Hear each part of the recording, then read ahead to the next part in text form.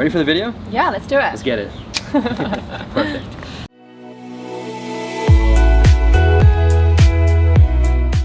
Present practice.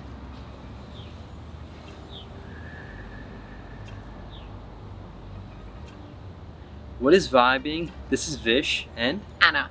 And today we'll be responding to Sadhguru's video on Are psychic powers and telepathy real?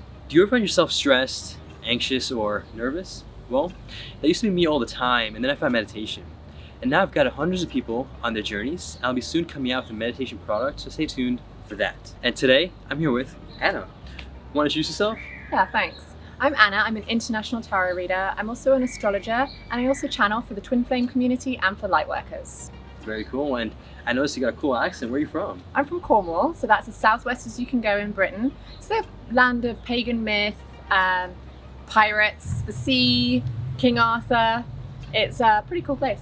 Very, very nice. And do you want to tell us a bit more about your background with, are you a psychic, or how would you describe yourself? Well, my father had extrasensory perception, which a lot of people would say is psychic. I believe that everybody has psychic abilities. Everybody has intuition, and it's just really about who knows how to cultivate them and tap into it. So yeah, I channel, therefore some people might call me psychic. Cool. And you're also through tarot reading, astrology. You want to talk about that? So astrology creates the context. It helps me explain to clients and in my videos what's going on with the collective. Tarot is able to help us intuit and help us understand really and receive messages directly from the divine consciousness as to what's going on. Cool. Well, I appreciate you being here and sharing that really cool background that you have. Yeah. Sadhguru is a yogi, mystic, and visionary who's truly helping to lighten the world. And with that, let's get into the video.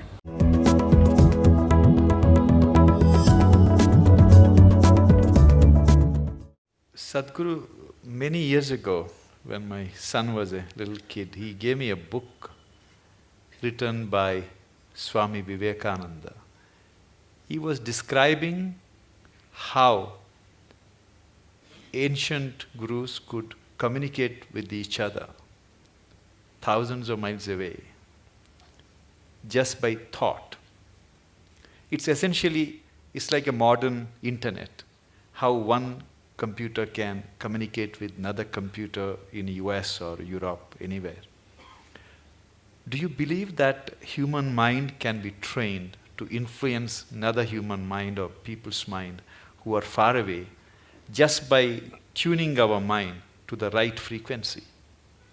Can it be trained? Can we learn that art? You're trying to beat the cell phone companies.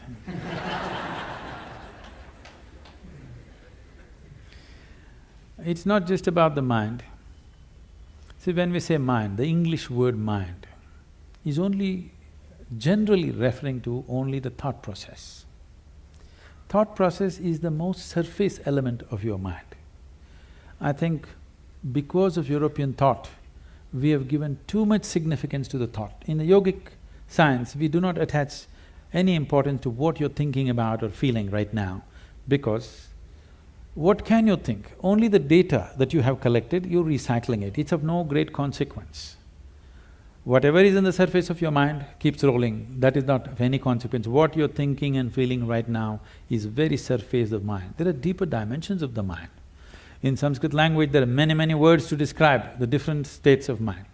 But now there is one aspect of the mind, for lack of time and stuff, I'll leave those things. There is one aspect of the mind which we refer to as chitta. Chitta is the innermost core of the mind, which is your connection with what we are referring to as consciousness. If your chitta becomes conscious, if your chitta acquires a certain level of conscious control, if you acquire, now you have access to your consciousness. What we are referring to as consciousness is that dimension which is neither physical, nor is it electrical, nor is it electromagnetic. It is a quantum leap from physical to non-physical dimension. A non-physical dimension being the lap of the existence. It is the non-physical in whose lap the physical is happening. Physical is a small happening. In this cosmos, not even 2% or not even 1% is physical, rest is non-physical. This non-physical dimension, in the yogic terminology, we use a specific sound which is connected with that dimension. Today it's all very highly distorted. We call this Shiva. That means that which is not. When we say Shiva, we are not referring to some man sitting up there. We are talking about a dimension which is not, but it is in the lap of this dimension, everything that is happens. So if your chitta becomes even mildly conscious, your ability to not only communicate an idea or a thought, even to deliver something is possible. Physically deliver something is possible. So, is it a possibility? Definitely it is. Right now, can we teach it to all these people? In theory, yes. But are they willing to work towards it? That's a question mark. One big problem is, our education systems are such, we have glorified our thought to such a place. First, to bring that down itself will take time. To make them understand the stupidity of their thought, it will take a whole lot of time. Because everybody thinks they're smart, but actually the smartest thing about most people is their phone.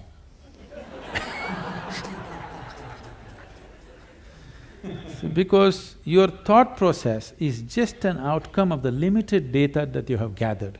It doesn't matter if I have read the libraries of the world, still it is too limited compared to what it is, what the creation is. With all the scientific development, we still do not know how a leaf really works. We do not know how a single atom in its entirety we do not know with all the scientific exploration.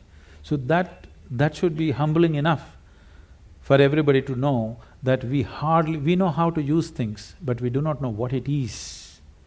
It will take a lifetime of attention to even grasp the fundamentals of what it is.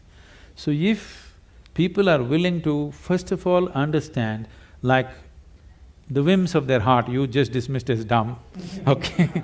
If they also understand the so-called smartness of their thought process and emotion is quite dumb, now it becomes easy.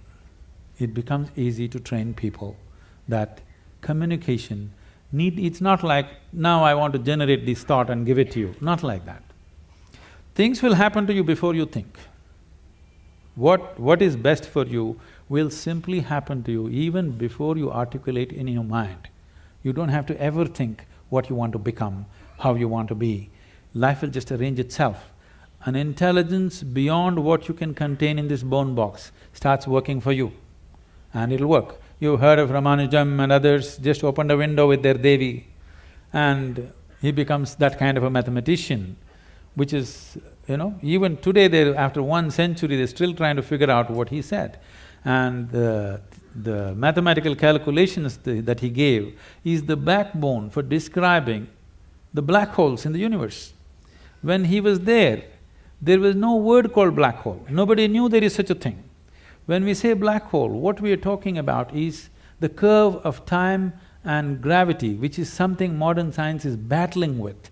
He made mathematical background for that. As the curve increases, what is in existence, physical existence, becomes non-existence. So this is what it is when we say yoga. You reduce the curve in such a way that what is largely physical becomes non-physical. Once it's non-physical, time and space is not an issue. Once time and space is not an issue, communication is simply there. So what'd you think, Anna? I loved it. I agreed with everything he said, for once. Yeah, I really, really resonated with his standpoint on this. Cool.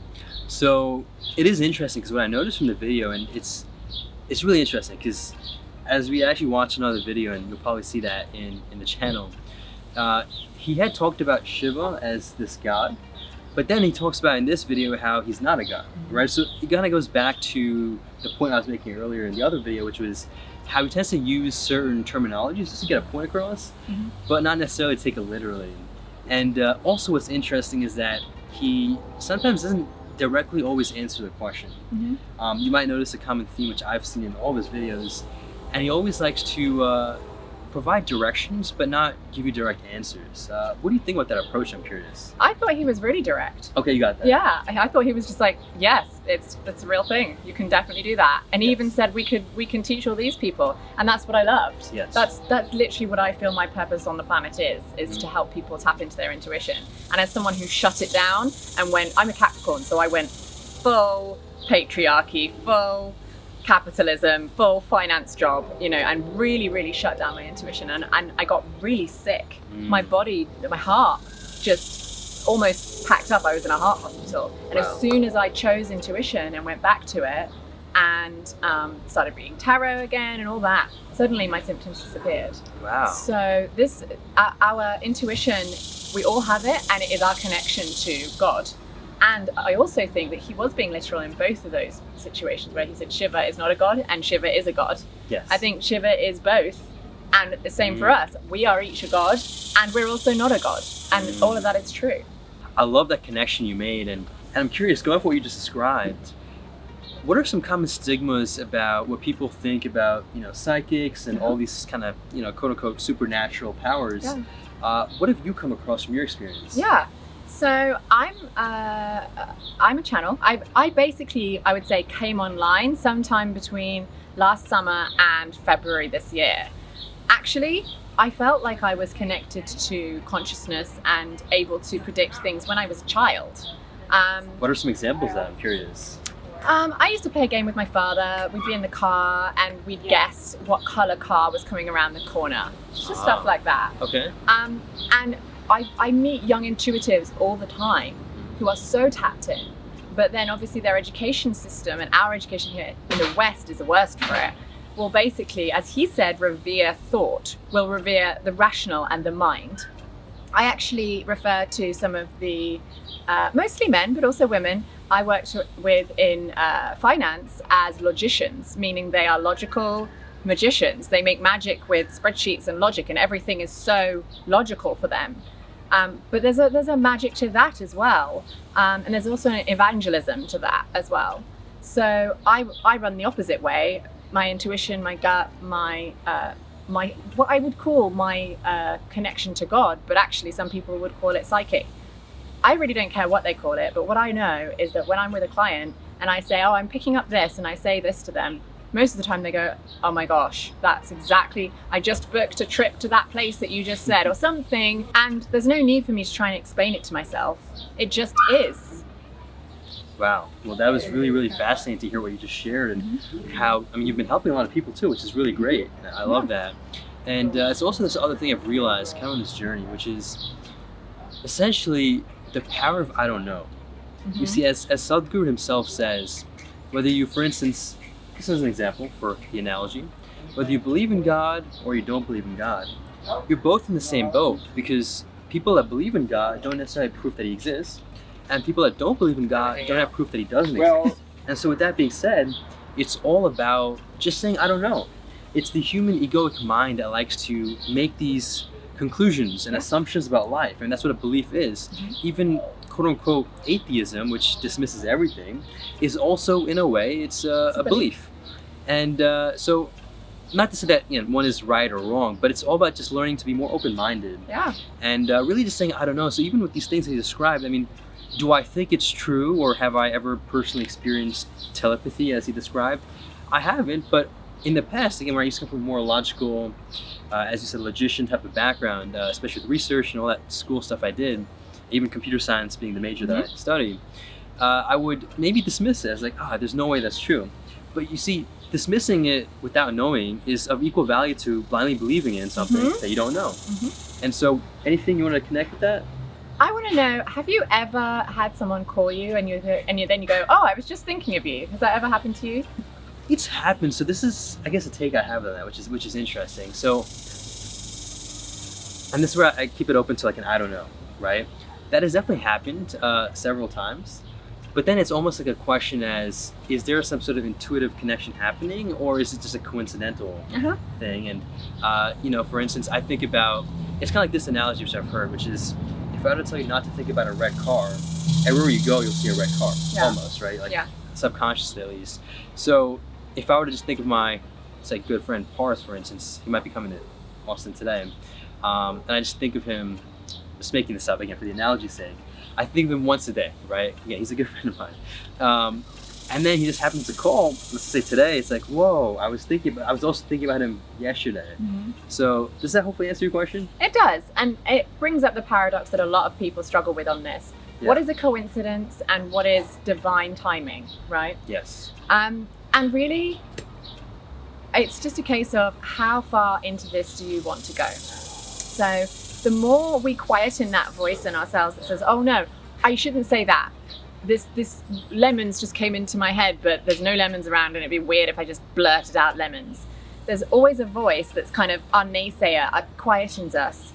The more we quieten that voice and just go with our instinct, with our gut, with the first thing, then in my experience, suddenly too many coincidences start happening. You know, I'll say to someone something about their family, and then they will literally go home and there'll be a gift from that family member that wasn't there. That, you know, just things like just too many coincidences, always happening, always. So what I would encourage people to do if they're interested in this is literally just to try and just see. And if it's validated for you, then it's validated for you, and if it's not, it's not. Absolutely. So let me ask you this, actually, go off of that because I'm curious. Just a question that popped, which was, let's just say someone was to come to you for a psychic reading or some sort of, let's just say, would you say future telling is something you do as well, or like future kind of readings? Yeah, I see myself as a messenger. Okay. So my calling is just to be a messenger. So I work with the 4 and 5D, the 4 being the spiritual and the 5 being the energetic. 3D is what we are here on earth. We can see it, we can feel it, we can touch it, right? So I tend to work with the 4 and the 5D, and I give messages to people. Okay. So what that means is that if the universe, the collective, is vibrating to give someone a message about something that is going to happen tomorrow or in 10 years, then it'll come to me and I'll say it. So what happens is clients will ask me questions. Sometimes I'll be like, yeah, there's nothing. Sometimes I'll consult the cards so we can try and get something. And oftentimes, if I haven't picked it up, there might be not much there. Okay. What I love is when a client asks a question, I answer it with the tarot cards, and then they ask the same question in a different way. Maybe they didn't like the answer, or maybe they just want more clarity. The cards will just repeat themselves a lot of the time, because the universe will only give us as much information as we need at the time. Yeah. Because it's a balancing force. Actually, the universe isn't moral. It doesn't care. It really doesn't. It's just balancing everything. Yes. So it'll just give us the information that we're supposed to have. And frankly, half the time, I'm actually validating the intuition of my client. So really, the intuition that they are vibrating at is what we're talking about in the first place. Okay. So I'm just helping them tap into their own inner God. I'm not a gatekeeper, and definitely neither are priests or gurus out there. Okay. Very, very interesting. I appreciate you sharing all of that. And what I wanted to learn from you was, with regards to that, I guess, because it seems like more than future telling, you're just kind of confirming the intuition within someone. Yeah, to answer that piece directly, Yeah. sometimes the message from the universe is about the future. Sometimes it's about the past, and then their mind's really blown because they're like, how could you know that? Right.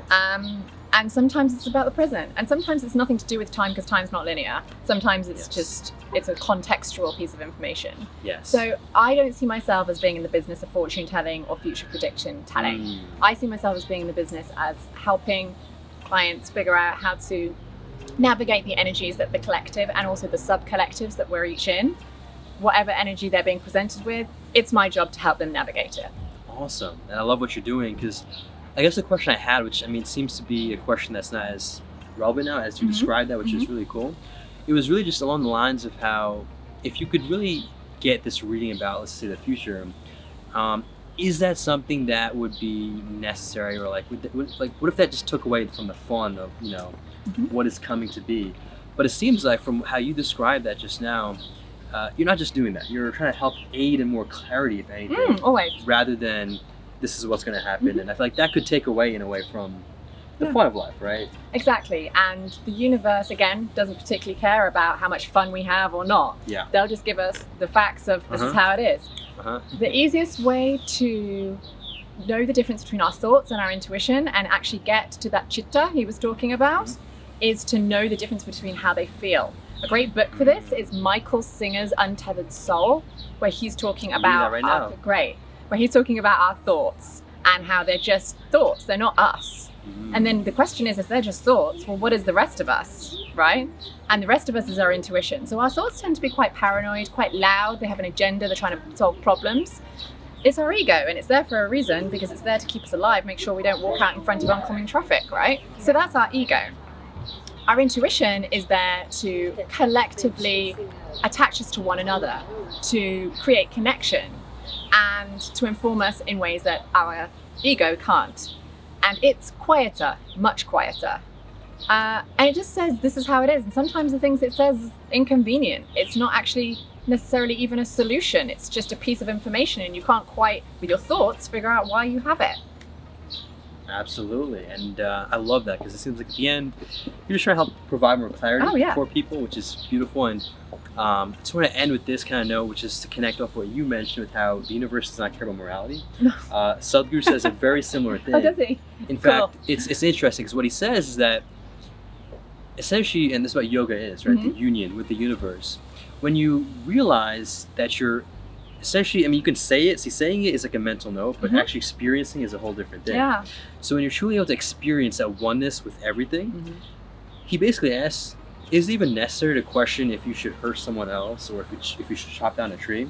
At that point, morality doesn't even matter, because you're just instinctually knowing that you're connected with everything, and morality is not needed. Yeah. So it really just definitely, very much strengthens the point that you made, which is really just to focus on life. I think life is everything. The most beautiful thing, and all that we all have. And thank you so much for sharing this really cool thing. Absolutely. Just to close, if I am you and you are me, and we are all the trees, and the trees are collective consciousness, and everything's connected, then yeah, you're right. Exactly. Morality doesn't really exist. And there was a sage, Ramana Maharshi, who beautifully was asked, how do you treat others? And he very simply responded by just saying, there is no other. I love it. That's so great. Simple. And with that, would love to hear actually what you think about psychic powers. Do you believe in it? Do you not believe in it? Open platform for this, and you can comment that down below. And with that, I want to appreciate you all again for taking this time to just vibe with us and learn about all these really cool things and topics we covered. I thought we covered a lot of different ranges of topics. And don't forget to check out Anna, who will be in the description down below. Anna Casey Lightwork. You can follow me on Insta, TikTok, or Anna Casey Tarot and Lightwork on YouTube. Absolutely. And with that, make a great day, take it joyfully, and stay conscious.